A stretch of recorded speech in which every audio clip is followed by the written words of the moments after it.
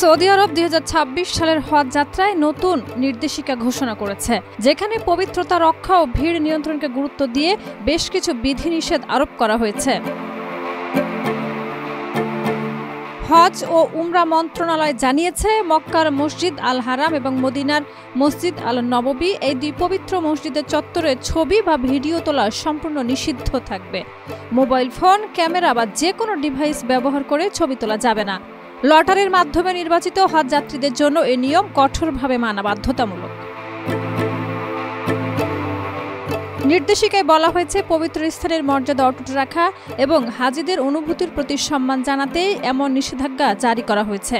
Saudi সরকারের একটি সূত্রের বরাত দিয়ে প্রকাশিত খবরে বলা হয়েছে, সাম্প্রতিক বছরগুলোতে অনেক হাজি মোবাইল ফোনের ছবি ও ভিডিও তুলতে ব্যস্ত থাকেন, যার ফলে ধর্মীয় আচার অনুষ্ঠানে মনোযোগ ব্যাহত হয় এবং বিপুল ভিড় নিয়ন্ত্রণ করতেও সমস্যা দেখা যায়।